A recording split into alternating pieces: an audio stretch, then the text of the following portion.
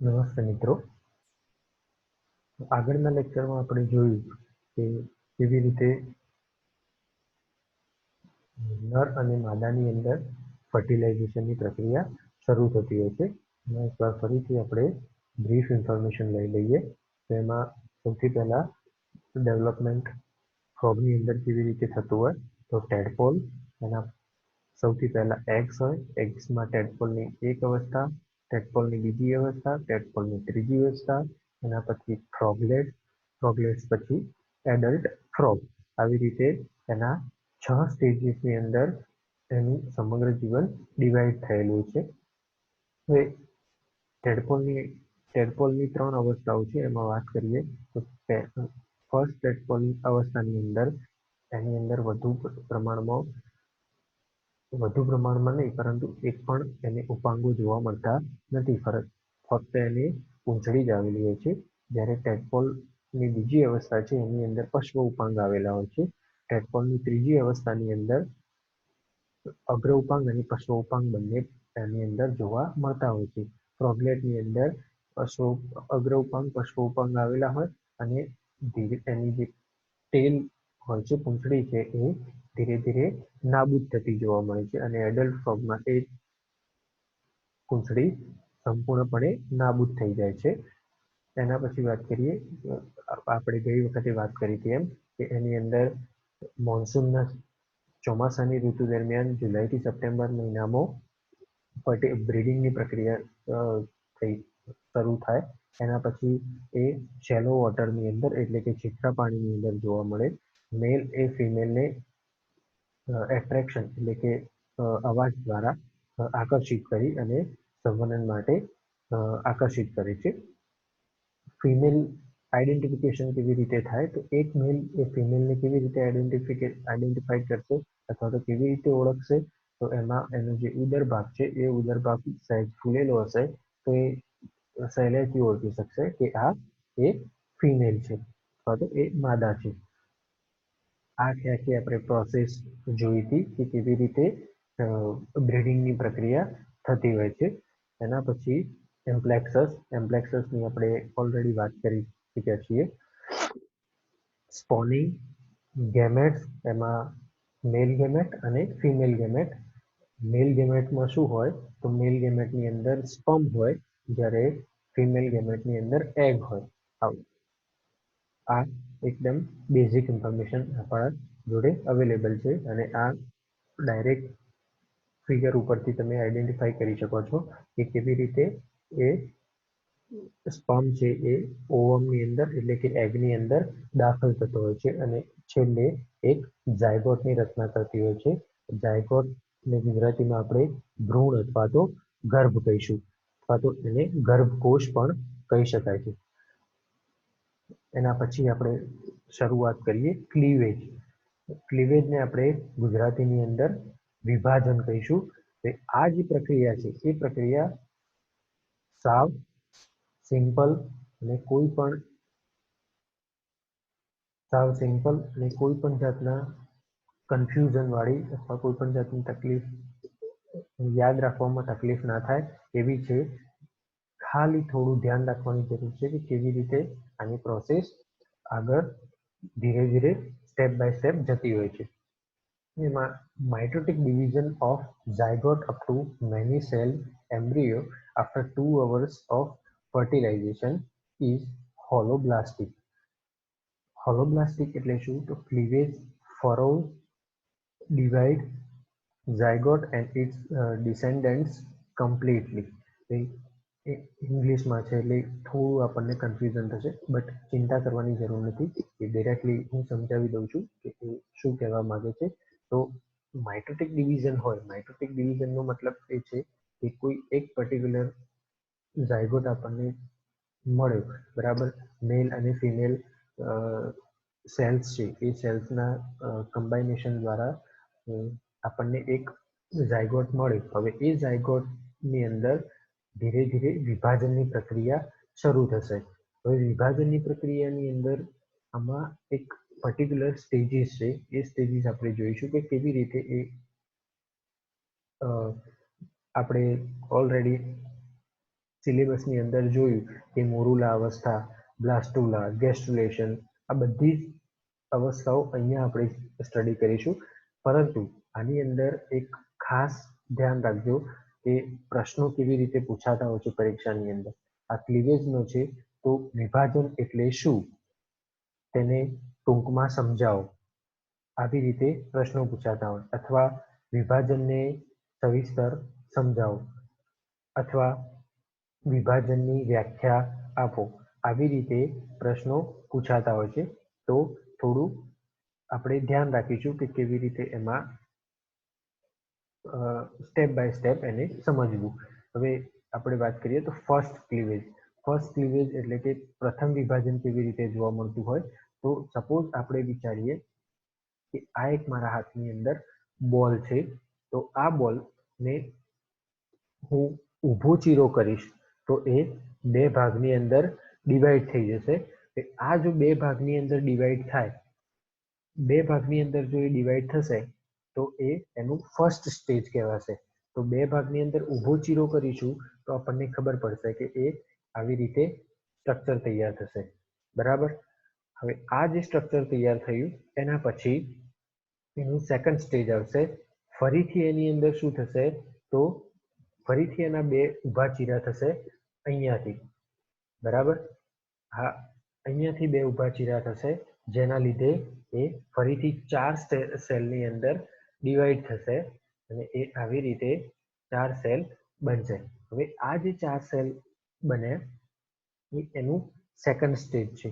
એ આપણે આગળ એની આકૃતિ જોઈએ તો કેવી રીતે આ તમે ઇઝીલી જોઈ શકશો. પહેલા એક નોર્મલ આપણી ઝાયગોટની વાત કરીએ. ઝાયગોટ છે એને એનિમલ પોલથી વેજાઇટલ પોલ તરફ એક ઊભો ચીરો થાય, જેના લીધે એ બે સેલની અંદર ડિવાઈડ થાય.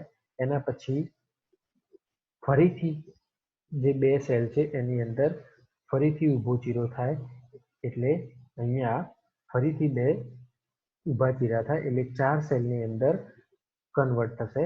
હવે આ જે એક વસ્તુ ખાસ ધ્યાન રાખવાની, પ્રથમ અને સેકન્ડ વિભાજનની અંદર એટલે કે પ્રથમ અને દ્વિતીય વિભાજનની અંદર ઊભા ચીરા થતા હોય છે, એટલે કે એને ઊભો છેદ એનો કરવામાં આવે છે ત્યારે એ ડાયરેક્ટલી 4 સેલની અંદર ડિવાઈડ થતું હોય છે.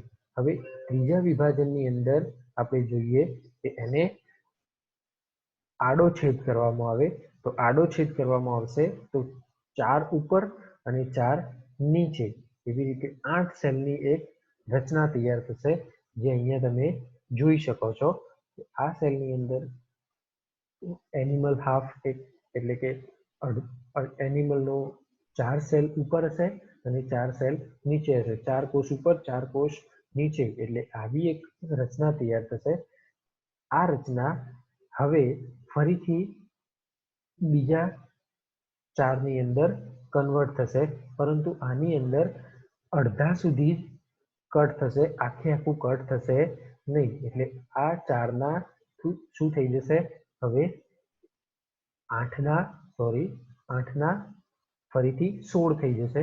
હવે આ જે 16 કોષોની જે રચના છે એને આપણે કહીશું મોરુલા અવસ્થા. આ જે મોરુલા અવસ્થા છે એ મોરુલા અવસ્થાની અંદર 16 સેલની રચના તૈયાર થતી હોય છે. હંમેશા યાદ રાખવું કે 16 કોષની રચના હોય તો એને આપણે મોરુલા અવસ્થા તરીકે ઓળખીએ છીએ.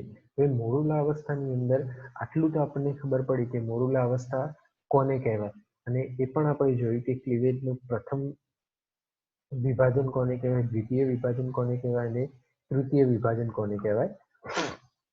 હવે આ જે આપણે આ સમજી લઈએ કે શું લખ્યું છે. First cleavage, it is meridional from animal to vegetal pole and divides zygote into two blastomeres. મેરિડિયોનલ એટલે કે ઊભો છેદ.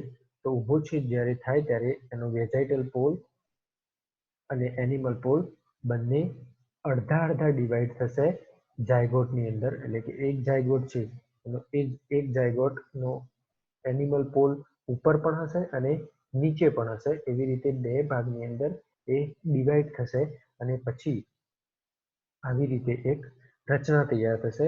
તો આ રચના હવે ફરીથી સેકન્ડ ક્લીવેજ એટલે કે દ્વિતીય વિભાજનમાં જશે. તો દ્વિતીય વિભાજનમાં ફરીથી એની અંદર આડો છેદ થશે, ઊભો છેદ થશે. તો એ ઊભા છેદ દ્વારા ફરી 4 સેલની રચના થશે, એટલે કે 4 કોષની રચના થશે. પછી ત્રીજા વિભાજનની અંદર આડો છેદ થશે, તો એની અંદર 8 કોષોની રચના થશે. એમાં 4 ઉપર હશે અને 4 નીચે હશે. તો આટલી આપણને ખબર પડી ગઈ. હવે આ જે આકૃતિ છે, આ આકૃતિ માઇક્રોસ્કોપિક આકૃતિ છે કે જે એક દેડકાની અંદર જે સેલ ડિવિઝન જોવા મળતું હોય, કોષ વિભાજન જોવા મળતું હોય, એ કેવી રીતનું હોય છે એ એની 3D ફોર્મની અંદર એની આકૃતિ બતાવેલી છે. તમે આની અંદર એકદમ સહેલાઈથી જોઈ શકશો. આ એક ઝાયગોટ આપેલો છે, એટલે કે આ એક ગર્ભકોષ આપેલો છે. એ ગર્ભકોષનો પહેલા ઊભો છેદ થયો, એટલે એના બે સેલમાં ડિવાઈડ થયો. પછી એનો ફરીથી ઊભો છેદ થયો, એટલે ફરીથી 8 સેલની અંદર 4 સેલની અંદર ડિવાઈડ થયો.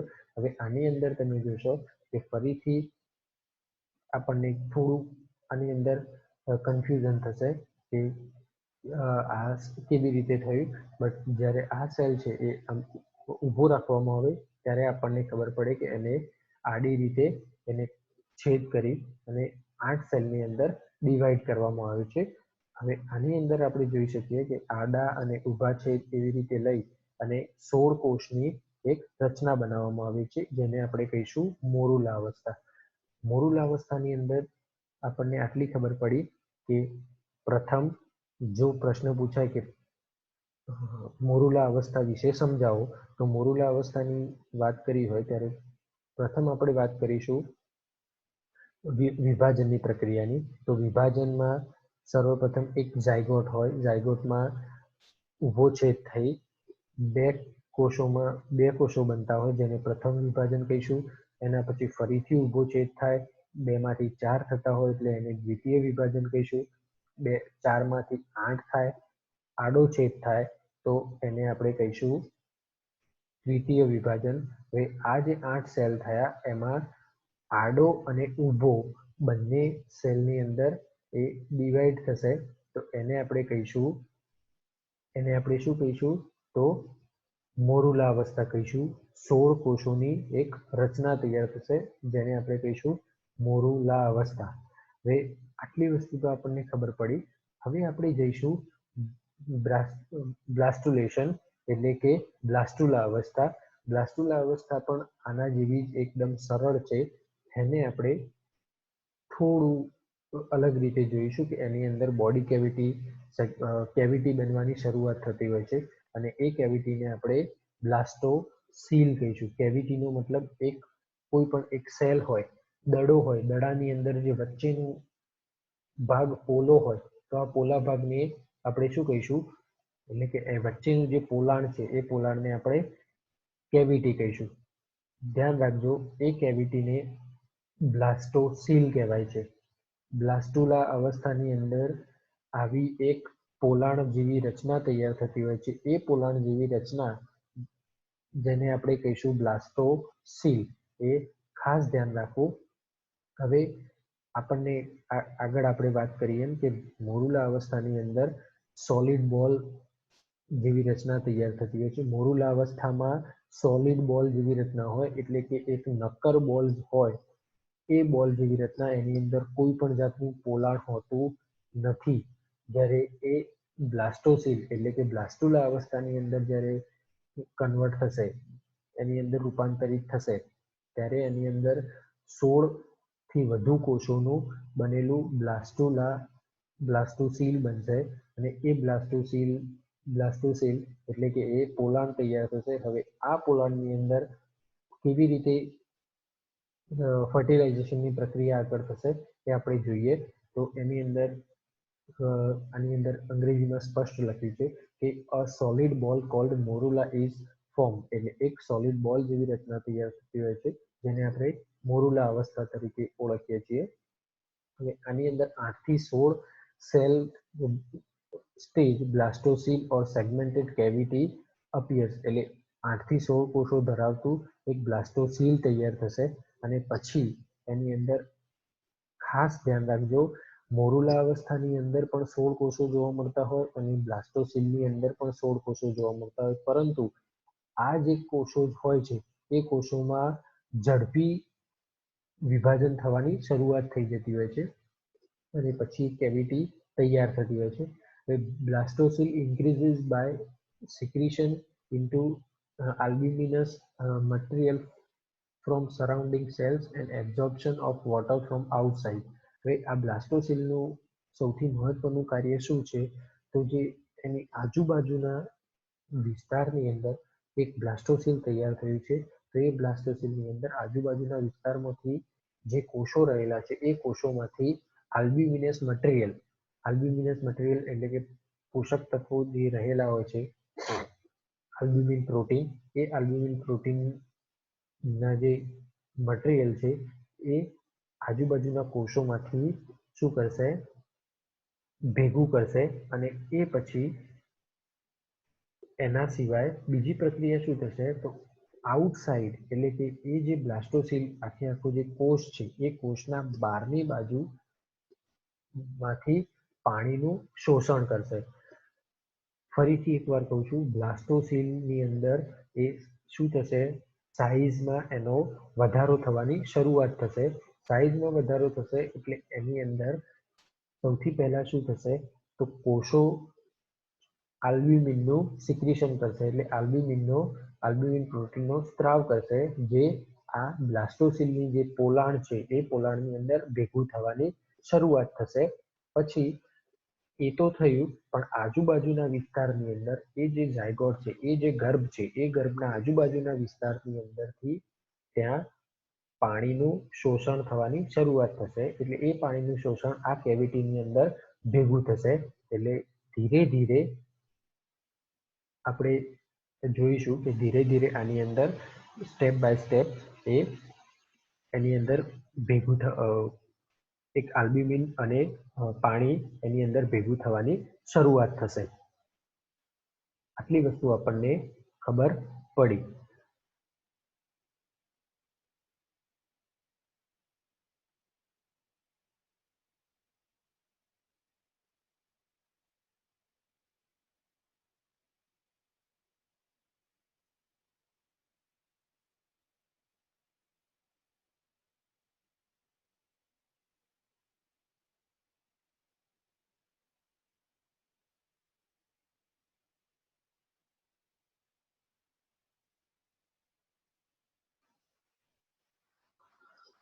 હવે આગળ જોઈએ તો એમાં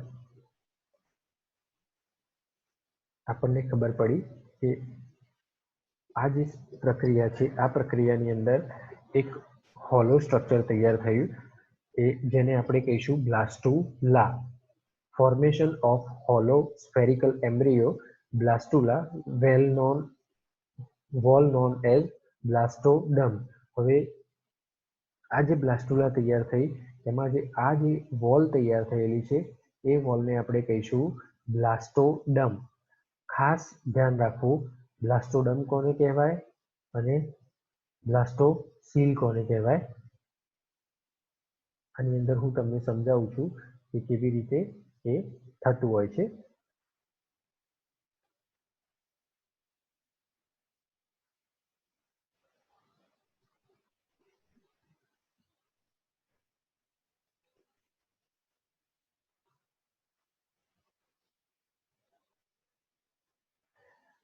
આ જે રચના તૈયાર થયેલી છે એ આ રચનાને આપણે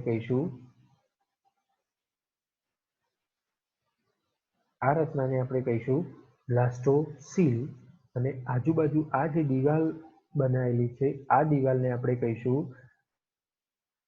બ્લાસ્ટોડમ. બ્લાસ્ટોડમ એટલે કે એ આજુબાજુ ડમ એટલે એક સ્તર. આપણને ખબર છે કે ડમનો મતલબ ડર્મેટોલોજીની વાત કરતા હોય ત્યારે એ ડમ એટલે કે એક પર્ટિક્યુલર સ્તર હોય તો એને આપણે અંગ્રેજીમાં ડમ તરીકે બોલાવીએ છીએ. હવે આ જે બ્લાસ્ટુલા છે એનું જે સ્તર છે બાહ્ય સ્તર એને આપણે કહીશું બ્લાસ્ટોડમ. હવે બ્લાસ્ટોસીલ એસેન્ટ્રિક ઇન પોઝિશન એટલે કે એસેન્ટ્રિક નો મતલબ કે એ પર્ટિક્યુલર એક સ્થાન ઉપર જ રોકાઈને એક સ્થાન ઉપર જ રહી અને તેનો વિકાસ શરૂ કરતું હોય છે. આટલી ખબર પડી ગઈ. હવે આપણે જોઈશું આગળ. તો આ જે આખી પ્રક્રિયા છે એ આની અંદર આપણે આગળના લેક્ચર્સની અંદર આપણે સ્ટડી કરીશું. ત્યારે હાલ જો આની અંદર સર્વપ્રથમ શું થયું તો એક ઝાયગોટ તૈયાર થયો મેલ અને ફિમેલના સેલ્સના કમ્બાઇનેશન દ્વારા. એના પછી 8 સેલનું એક સ્ટેજ તૈયાર થયું જેને આપણે કહીશું મોરુલા અવસ્થા. હવે વાત કરીએ આપણે એના પછી ફરીથી વિભાજન થયું તો બ્લાસ્ટુલા અવસ્થા તૈયાર થઈ. હોલો બોલ કે જે આવી રીતે એનું જો ક્રોસ સેક્શન કરવામાં આવે તો આવી રીતે એની અંદર પોલાણ જોવા મળતું હોય. આ પોલાણને આપણે કહીશું બ્લાસ્ટોસીલ. હવે આ પોલાણ જે છે એ પોલાણની અંદર એક ખાંચ જેવું ઊભું થાય તો એ જે ખાંચ છે આ ખાંચને આપણે ગેસ્ટ્રુલેશનની પ્રક્રિયા કહીશું. આ ખાંચ ઉત્પન્ન થવાની જે પ્રક્રિયા છે બોલ છે બોલની અંદર એક સપોઝ આ બોલ છે બોલની અંદર એક નાની ખાંચ તૈયાર થતી હોય તો એ ખાંચને આપણે કહીશું ખાંચ ઉત્પન્ન થવાની જે પ્રક્રિયા છે એને આપણે કહીશું ગેસ્ટ્રુલેશન. અને એ જે ખાંચ તૈયાર થઈ એને આપણે કહીશું બ્લાસ્ટોપોર. બ્લાસ્ટોપોર કહીશું એને. એની અંદર પણ બ્લાસ્ટોસીલ તો જોવા મળતું જ હોય છે. આપણે વાત કરી ફેટ મેપની. ફેટ મેપની આપણે પછી વાત કરીશું. એનું થોડું ડીપમાં સ્ટડી કરીશું તો એના વિશે આપણે પછી વાત કરીએ. હવે ગેસ્ટ્રુલેશનની પ્રક્રિયા છે. ગેસ્ટ્રુલેશનની પ્રક્રિયાની અંદર શું હોય તો migration of various presumptive areas of single layered blastula to their proper positions in gastrula.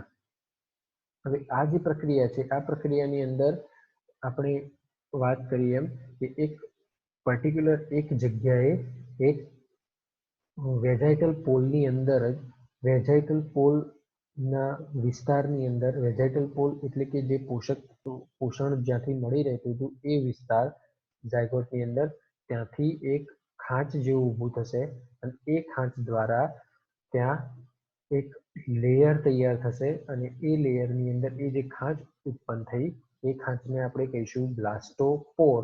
બ્લાસ્ટોપોર એટલે એ એક કાણા જેવી રચના થશે એ જે કાણું થશે એને આપણે બ્લાસ્ટોપોર કહીશું. Mass migration of cell is morphogenetic movement. આના થ્રુ ઘણી બધી આગળની જે પ્રક્રિયાઓ છે એ પ્રક્રિયાઓ હવે શરૂ થશે. તો એમાં મોર્ફોજેનેટિક મૂવમેન્ટ્સ એટલે કે એક સેલ્સનું એની અંદર ડિવિઝન નહીં થાય પરંતુ એની અંદર અલગ અલગ પ્રકારના કોષો દાખલ થવાની શરૂઆત થશે. હવે ગેસ્ટ્રુલેશનની પ્રક્રિયામાં એક વસ્તુ ખાસ ધ્યાન રાખવાની કે સેલ ડિવિઝન જોવા મળતું નથી. એટલે કોષ વિભાજન ગેસ્ટ્રુલેશનની પ્રક્રિયામાં જોવા મળતું નથી. Rearrangement of cells to specific positions occur in gastrulation. Rearrangement of cells to specific positions occur in gastrulation એટલે કે આ જે એની અંદર અલગ અલગ પ્રકારના સેલ્સ કોષો દાખલ થયેલા છે એ કોષોનું ચોક્કસ જગ્યાએ ગોઠવણ થવી જરૂરી છે. કારણ કે જો એ કોઈ એક પ્રકારનો ચોક્કસ કોષ હશે તો એ કોષ ચોક્કસ જગ્યાએ ગોઠવાશે નહીં તો એનાથી બીજા પણ જીનેટિકલી પણ કોઈ પણ પ્રકારની તકલીફો થઈ શકે છે. દાખલા તરીકે આપણે વાત કરીએ તો હૃદય બનવા માટેના જે કોષો છે એ કોષો દેડકાની અંદર ડાબી બાજુના વિસ્તારની અંદર ગોઠવાવા જોઈએ. ડાબી બાજુમાં ઉપરના ભાગે ગોઠવાવા જોઈએ. હવે એ જો નીચેની બાજુ ગોઠવાશે નીચેની બાજુ કે જમણી બાજુએ ગોઠવાશે તો એ જે દેડકો છે દેડકાનું હૃદય અવળી જગ્યાએ ઉત્પન્ન થશે અને એના લીધે એને ફ્યુચરની અંદર ભવિષ્યમાં જ્યારે એ પુખ્ત થઈ જશે અથવા તો એ જ્યારે ઈંડામાંથી જ્યારે બહાર આવશે ત્યારે એને સર્વાઈવલના ચાન્સીસ ખૂબ જ એના ઓછા રહેશે. એટલે આવી તકલીફો પણ થતી હોય છે. એટલે એ જે કોષો છે એ કોષોનું ચોક્કસ જગ્યાએ અરેન્જમેન્ટ થવું જરૂરી છે. ગેસ્ટ્રુલેશનની અંદર આ ખૂબ જ મહત્વની વસ્તુ છે. એક બે વસ્તુ ખૂબ જ મહત્વની છે. એક તો સેલ ડિવિઝન એની અંદર થતું નથી, એટલે કોષ વિભાજન થતું નથી. અને બીજા જે કોષો એની અંદર જે દાખલ થયેલા હોય છે એ જે દાખલ થયેલા કોષોનું ચોક્કસ જગ્યાએ ગોઠવણ થવી ખૂબ જ જરૂરી છે, જે ગેસ્ટ્રુલેશન પ્રક્રિયાની અંદર થતી હોય છે. આટલું આપણને ખબર પડી. હવે આપણે જોઈશું ફ્યુચર એક્ટોડર્મ, એનિમલ પોલ અને વેજાઇટલ પોલ. એની અંદર આવી રીતે ડિવિઝન થયું, એની અંદર પછી યોકની નિર્માણ થયું, પછી એની અંદર ધીરે ધીરે બ્લાસ્ટુલા બની, બ્લાસ્ટુલા બન્યા પછી બ્લાસ્ટોસીલ થયું, બ્લાસ્ટોસીલની અંદર અહીંયા બ્લાસ્ટોપોર નિર્માણ થવાની પ્રક્રિયા શરૂ થઈ. એના પછી બ્લાસ્ટોસીલનું ધીરે ધીરે ઓછું થવાનું શરૂ થયું. હવે આર્કેન્ટેરોન એક અલગ વસ્તુ છે. આર્કેન્ટેરોનની અંદર આપણે વાત કરીએ તો આર્કેન્ટેરોનમાં આપણે જોઈ લઈએ કે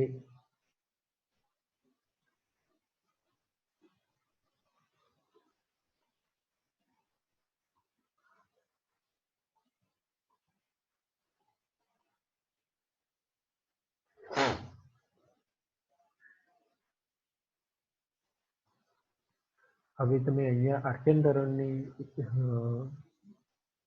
શું છે એ તમે ઇઝીલી જોઈ શકશો કે આર્કેન્ટેરોનની પ્રક્રિયાની અંદર એક પર્ટિક્યુલર એક ખાંચ તૈયાર થતી હોય છે અને એ ખાંચ એ ભવિષ્યની અંદર એક ઘટ બનવાની પ્રક્રિયા છે. ઘટ કેવિટીની તમે વાત સાંભળી હોય તો આપણને ખબર છે કે આપણું ચામડીનું જે સ્તર છે એ ચામડીનું સ્તર અને આપણું જે પાચન તંત્ર છે અથવા તો જે આંતરિક અવયવ છે આ બંને વચ્ચે એક ચોક્કસ પ્રકાર અમુક જગ્યાઓ રહેલી હોય છે, એટલે કે એક પોલાણ રહેલા હોય છે. આ પોલાણને આપણે કહીશું ગટ કેવિટી અને એ ગટ કેવિટી ગેસ્ટ્રુલેશન પ્રક્રિયાની અંદર શરૂ થઈ જતી હોય. તો આ જે બ્લાસ્ટોસીલ બની, બરાબર, આ એક સ્ટેજની અંદર ગેસ્ટ્રુલર પ્રોસેસની અંદર એક સ્ટેજની અંદર આપણને ખબર પડી કે એ બ્લાસ્ટોસીલ તૈયાર થયેલું છે.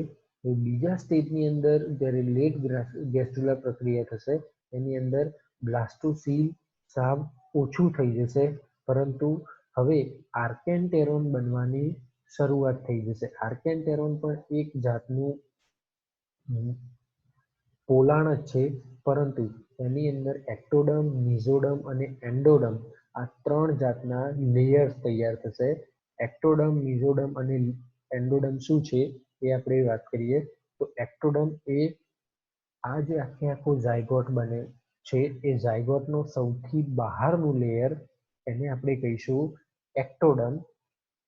એના પછી આવશે મિઝોડર્મ, એટલે કે આ જે આર્કેન્ટેરોન અને ગટ કેવિટી બ્લાસ્ટોસીલ છે, આ બ્લાસ્ટોસીલના વચ્ચેનો જે ભાગ છે એ મિઝોડર્મ તરીકે ઓળખાશે. એક સ્તર તૈયાર થશે જેને આપણે મિઝોડર્મ કહીશું. એના પછી સૌથી અંદર જે ગટ કેવિટી છે એ ગટ કેવિટીની અંદર એક સ્તર આવેલું હોય છે જેને આપણે કહીશું એન્ડોડર્મ. ત્રણ સ્તરનું ખાસ ધ્યાન રાખજો, પરીક્ષામાં પૂછાઈ શકે છે. એક્ટોડર્મ, મિઝોડર્મ અને એન્ડોડર્મ વિશે માહિતી આપો અથવા તો ગેસ્ટ્રુલર પ્રોસેસની અંદર ઉત્પન્ન થતા ત્રણ સ્તરો વિશે સમજાવો. તો બાહ્ય સ્તર, મધ્ય સ્તર અને અંતઃસ્તર, આમ 3 સ્તરોની રચના થતી હોય છે.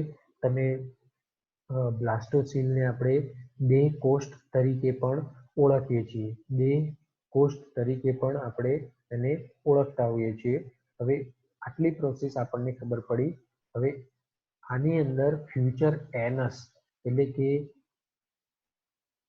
મળમાર્ગની પણ આની અંદર શરૂઆત, મળમાર્ગ બનવાની પણ આની અંદરથી શરૂઆત થઈ જતી હોય છે ગેસ્ટ્રુલા પ્રોસેસની, ગેસ્ટ્રુલા સ્ટેજની અંદર. હવે આટલી આપણને 3 વસ્તુની ખબર પડી કે મોરુલા અવસ્થા શું છે, બ્લાસ્ટુલા શું છે અને ગેસ્ટ્રુલેશન શું છે. હવે આ પ્રશ્નો કેવી રીતે પૂછાતા હોય એ આપણે જોઈએ. તો પ્રશ્નોની અંદર એકદમ સિમ્પલ છે, એમાં વધુ કંઈ એવું નથી. જ્યારે કોલેજને એ ખુલશે ત્યારે આપણે ગેસ્ટ્રુલેશન પ્રોસેસ, બ્લાસ્ટુલા, મોરુલા આ દરેકે દરેક વિશે આપણે વાત કરીશું. પરંતુ હાલ તમને થોડી ખબર પડી જાય એટલા માટે આપણે બ્રીફલી ડીપમાં જ સમજાવ્યું છે, ચિંતા નથી. પણ તમને કોઈ પણ જાતનું કન્ફ્યુઝન હોય તો તમે ડાયરેક્ટલી મને કોલ કરી અથવા પૂછી શકો છો.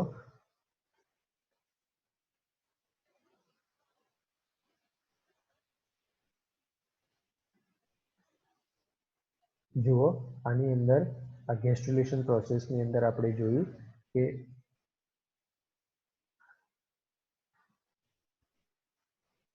આવી રીતે એની સ્ટ્રક્ચર તૈયાર થતું હોય છે. તો આ એક લેયર છે, જોઈ લો આર્કેન્ટેરોન. આની અંદર આપણને એકદમ ઇઝીલી ખબર પડી જશે કે આર્કેન્ટેરોન આની અંદર કેવી રીતે સ્ટ્રક્ચર તૈયાર થાય. સૌથી પહેલા શું હોય તો એક ગેસ્ટ્રુલેશનની ગેસ્ટ્રુલા અવસ્થા હોય, બ્લાસ્ટુલા અવસ્થા હોય. બ્લાસ્ટુલા અવસ્થાની અંદર એક પર્ટિક્યુલર પ્રકારનું એક લેયર તૈયાર થઈ અને એની અંદર કેવિટી બનવાની શરૂઆત થતી હોય છે. એટલે કે અંદર એક કેવિટી બનવાની શરૂઆત થાય.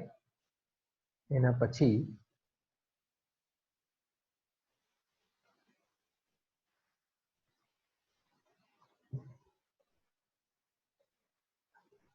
કેવિટી બનવાની શરૂઆત થયા પછી અહીંયા તમે જોઈ શકો છો કે એક્ટોડમ અને એન્ડોડમ આ બંને અલગ અલગ રીતે ડિવાઈડ થયેલા જોવા મળે છે. હવે આ જે એન્ડોડમનો ભાગ છે એ એન્ડોડમનો ભાગ ધીરે ધીરે અંદર જશે અને અંદર જઈ અને આ એક્ટોડમ, આ એન્ડોડમ અને એના વચ્ચેનું જે સ્તર છે એ મિઝોડમની રચના શરૂઆત કરી દેશે. હવે આ જે આર્કેન્ટેરોન જે બન્યું છે એ આર્કેન્ટેરોન હવે ધીરે ધીરે નવા નવા અવયવો શરીરની અંદર, નવી નવી પેશીઓ, નવા નવા સેલ્સ બનાવવાની શરૂઆત કરશે અને ધીરે ધીરે ભ્રૂણમાંથી નવો ગર્ભ તૈયાર થવાની શરૂઆત થશે. હવે ગેસ્ટ્રુલેશનની આખી મિકેનિઝમ કેવી હોય છે એ આપણે જોઈ લઈએ. એન્ટેરિયર cells of animal half start spreading backwards over large yolky cells of vegetal half. એટલે કે એનું જે વેજાઇટલ હાફ જે છે એ વેજાઇટલ હાફમાં એક નાનો હાફ એટલે કે એક ખાંચ જેવું તૈયાર થશે અને જેના લીધે એ ગેસ્ટ્રુલાની પ્રોસેસ શરૂઆત થશે. એમાં small groove appears in mid-dorsal region at posterior margin. આ તમારે જોવાની જરૂર નથી. Micromeres roll over interior edge and move towards beneath out layer. Formation of archenteron એટલે કે crescentic groove formed by investigation of macromere marks the beginning of cavity archenteron or gastrocele. હવે આર્કેન્ટેરોન એને આપણે બીજા શબ્દની અંદર ગેસ્ટ્રોસીલ તરીકે પણ ઓળખીએ છીએ.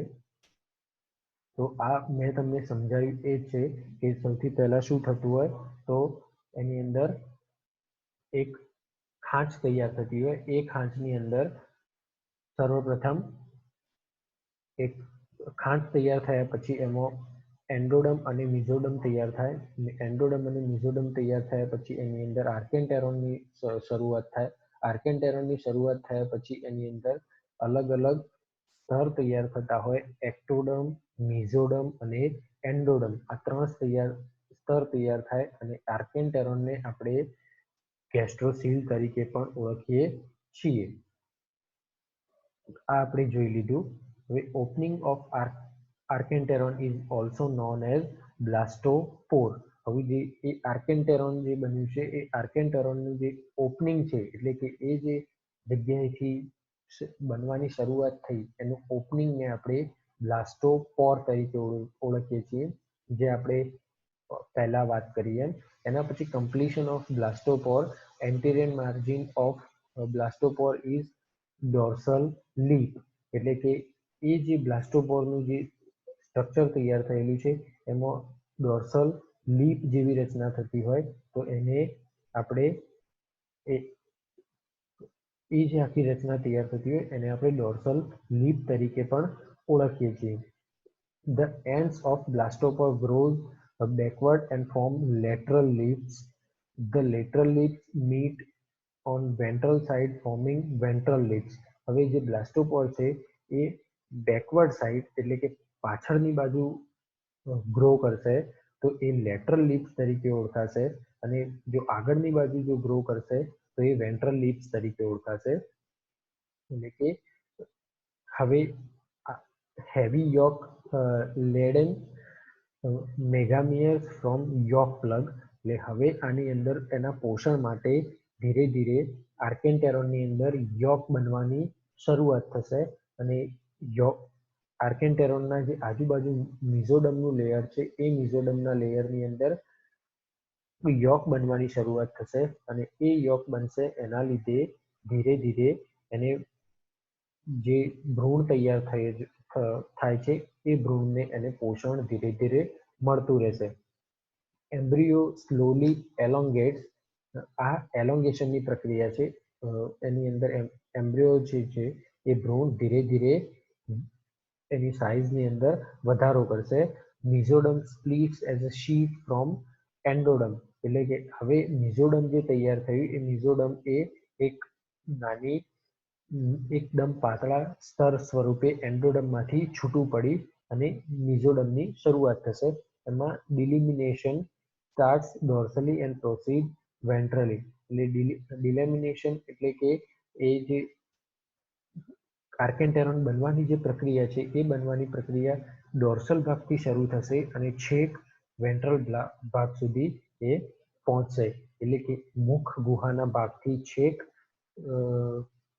મળદ્વાર સુધીના ભાગ સુધી એ આખી પ્રક્રિયા શરૂ થશે અને જેના લીધે એક નવું સ્ટ્રક્ચર તૈયાર થતું જશે, જેને આપણે સ્ટેપ બાય સ્ટેપ વાત કરીએ તો સર્વપ્રથમ ઉપરનું લેયર છે એને એક્ટોડમ કહ્યું, એના પછી મિઝોડમ તૈયાર થયું અને છેક અંદરની બાજુ કે જે એક નળી જેવી રચના બનાવશે મુખ દ્વારથી લઈ અને મળ દ્વાર સુધી. તો આખી એક નળી જેવી રચના બની. એ નળી જેવાના અંદરનું જે સ્તર છે એને આપણે મિઝોડમ કહીશું, એન્ડોડમ કહીશું. તો આવી રીતે ત્રણ સ્તર તૈયાર થઈ અને આખી એક ગેસ્ટ્રુલા અવસ્થાનું આખું એક નિર્માણ થતું હોય છે. હવે ગેસ્ટ્રુલેશન ઇન ફ્રોગ એમ્બ્રિયો, આ બધું આપણે ઓલરેડી જોઈ ગયા છીએ. આકૃતિ માટે તમે આનું સ્ક્રીનશોટ લઈ શકો છો. આના દ્વારા તમને એકદમ ઇઝીલી તમને ખબર પડી જશે કેવી રીતે ગેસ્ટ્રુલર પ્રોસેસ આગળ એક સ્ટેપમાંથી બીજા સ્ટેપમાં કેવી રીતે થતું હોય છે.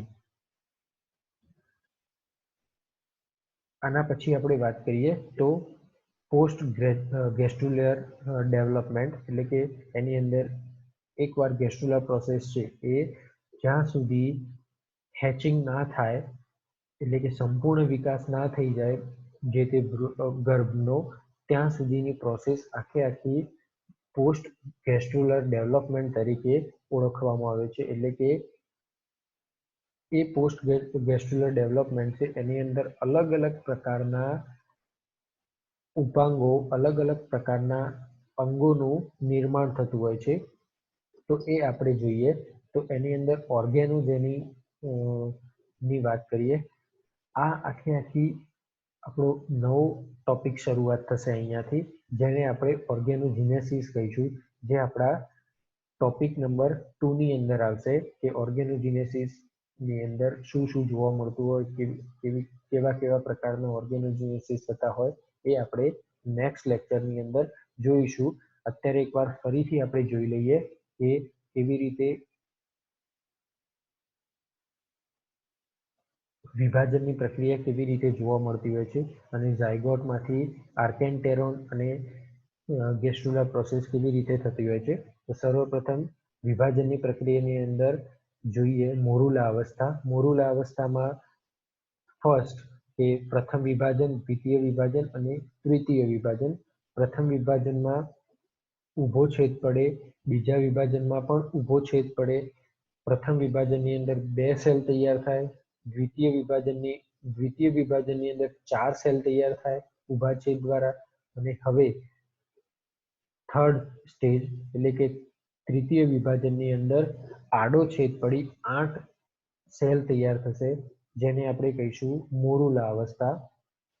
હવે આ જે 8 સેલની છે એમાં અલગ અલગ ભાગ પડી અને 16 સેલની રચના તૈયાર થશે. એ જે 16 સેલની રચના છે જેને આપણે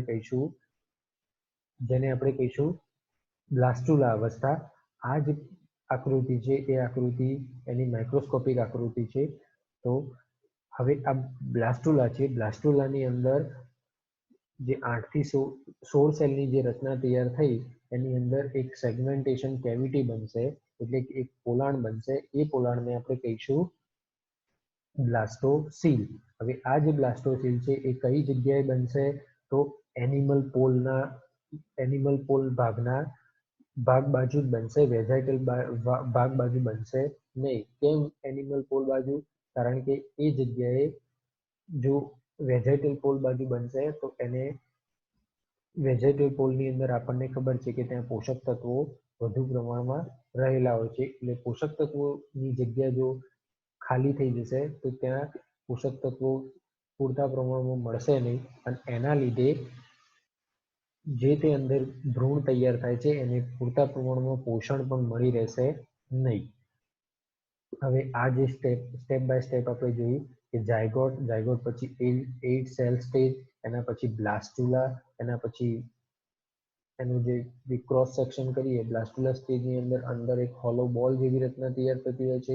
મોરુલા અવસ્થા એક સોલિડ બોલ જેવી રચના છે, જ્યારે બ્લાસ્ટુલા એક પોલાણ ધરાવતા બોલ જેવી રચના છે. એની અંદર વચ્ચે કેવિટી રહેલી હોય છે.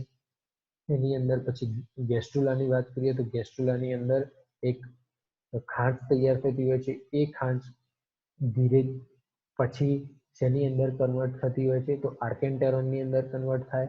આર્કેન્ટેરોન કન્વર્ટ થાય તો એમાં જે બહારનો જે પોલાણનો ભાગ છે એ પોલાણના ભાગને આપણે કહીશું બ્લાસ્ટોપોર.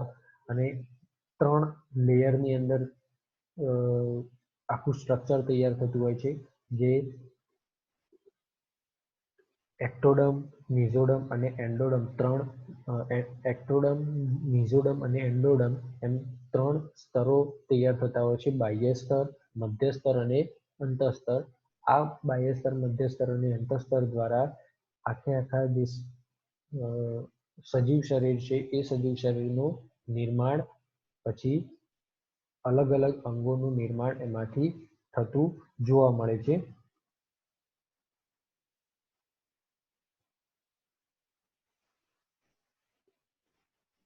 આપણે આ બધું જોઈ લીધું છે કે એની અંદર શું થતું હોય. હવે આપણે વાત કરીએ કે એની અંદર પહેલા આર્કેન્ટેરોન જે બન્યું એ આર્કેન્ટેરોન ડોર્સલ ભાગની અંદર બનશે. ડોર્સલ ભાગ એટલે કે આગળના ભાગની અંદર બનશે. ત્યાં મુખ ગુહા હશે અથવા તો મુખ દ્વાર હશે. મુખ દ્વારમાંથી લઈ અને પછી એ મળદ્વાર સુધીની આખી એક પોલી નળી જેવી રચના તૈયાર થશે. આ જે નળી જેવી રચના તૈયાર થઈ એમાં અંદરનું સૌથી અંદરનું જે લેયર છે એને આપણે મિઝોડર્મ તરીકે ઓળખીશું અથવા એન્ડોડર્મ તરીકે ઓળખીશું, એટલે કે એ અંતઃસ્તર તરીકે ઓળખાશે. બાકીની જે ઓર્ગેનોજીનેસિસની પ્રક્રિયા છે એ આપણે નેક્સ્ટ લેક્ચરની અંદર જોઈશું. ત્યાં સુધી તમે તમારાથી જેટલું થાય એટલું ઘરેથી વાંચી લેવું. મટીરિયલ તમને જ્યારે કોલેજને ખુલશે ત્યારે તમને મટીરિયલ મળી જશે. આના સિવાય હું તમારા ગ્રુપની અંદર પણ મટીરિયલ શેર કરી દઈશ. આ જે પીડીએફ આ જે પીપીટી છે એ પણ હું તમારા ગ્રુપમાં શેર કરી દઈશ, જેથી તમને કોઈ પણ જાતનું કન્ફ્યુઝન હોય તો તમે આ પીપીટી થ્રુ જાણી શકો.